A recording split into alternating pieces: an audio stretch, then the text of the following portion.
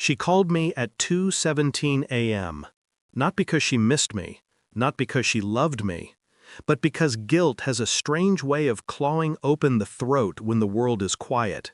Her voice shook as if she'd been crying. Mine didn't. I had run out of tears long before she called. "Are you awake?" she whispered. Of course I was. Nights had become something else entirely, a place where memories refused to stay buried, and silence felt heavier than sleep. I could hear her breathing on the line, uneven, terrified. That made me sit up.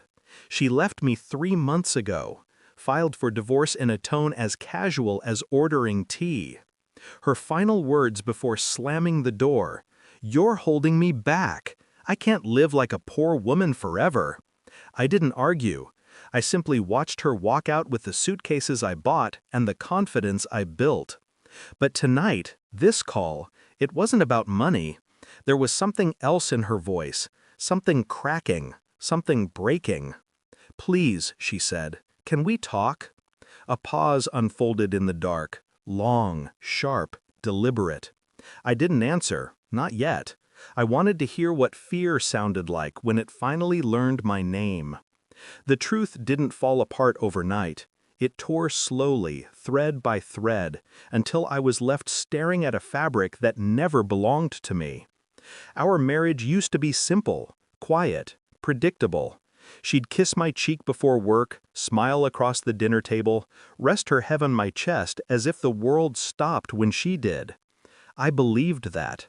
I believed her. Until I started noticing the absences. The late nights at the office, the sudden secrecy with her phone, the perfume that didn't belong to her, but clung to her like a confession she wasn't ready to say out loud. Money was never the problem. Her problem was that I didn't make enough. Her solution was someone who did. I didn't want to believe it. I told myself she was tired, overwhelmed, under pressure. Denial is a quiet poison. But then came the first real fracture, a message on her lock screen that lit up while she was in the shower. "Same place tonight? Miss your lips." Sent at midnight. I stared at it until my hands went numb. A part of me hoped it was a mistake, a wrong number, a joke, anything that didn't reduce our years together into a punchline. But when I asked her if she was happy, she looked away. A small thing, a tiny movement, barely a skip in her breath. But I felt it. Something had shifted. Something she thought I wouldn't see. I didn't confront her, not then. I just listened, watched, collected pieces of a truth that was already bleeding beneath the surface. And I realized something quietly devastating. She didn't leave because I was poor. She left because she thought I would stay silent. I became a shadow in my own life, present, unnoticed, always watching. I pulled bank statements, phone bills, location logs synced to our shared cloud, something she forgot existed. Every detail was a thread, and I followed each one with surgical precision. She met him at hotels on Thursdays, restaurants on Tuesdays. His car appeared in front of our old apartment more often than she appeared in my memories. I never confronted her. I didn't rage. I didn't cry. I played the part she expected, the quiet, discarded husband who still loved her too much to see the truth. Meanwhile, I gathered evidence like a man preparing an autopsy of his former life. Her call at 2:17 a.m. made sense now. Guilt ages fast in the dark. I ordered a private investigator. I recorded their conversations when she forgot her smartwatch at home. I downloaded the photos she tried to delete. The man she left me for? He wasn't better than me, just richer. A fragile kind of rich, new money, loud money, the type that smells like borrowed time.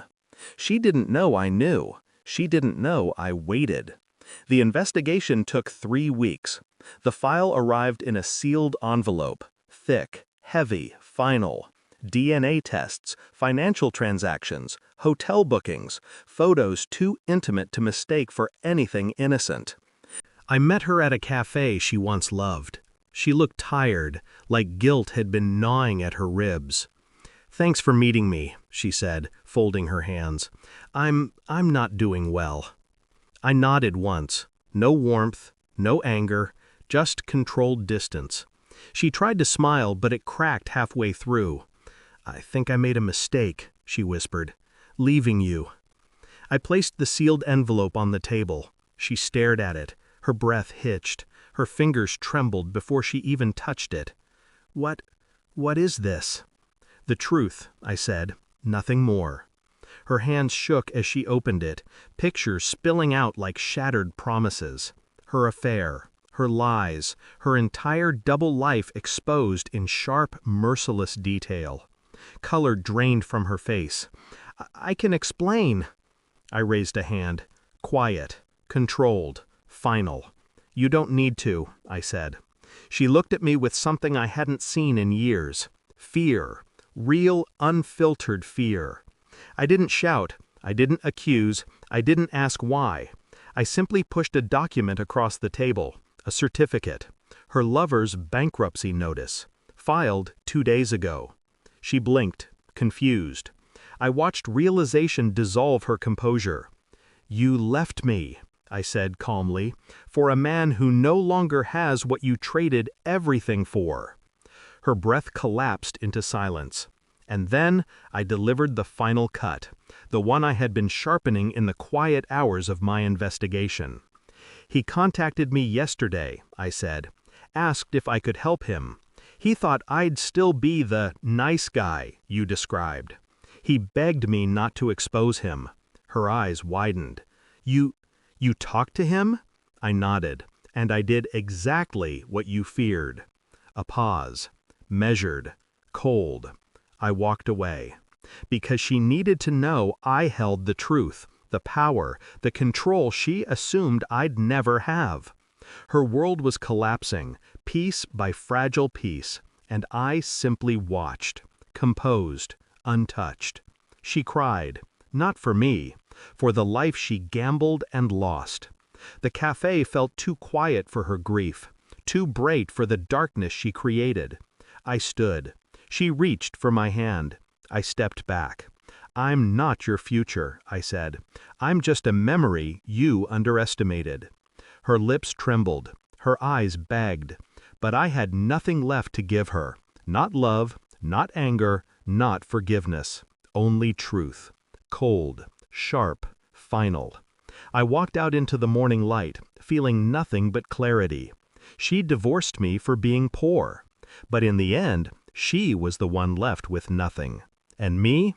I finally understood the freedom of letting a ghost stay a ghost. She's just a memory now. Nothing more.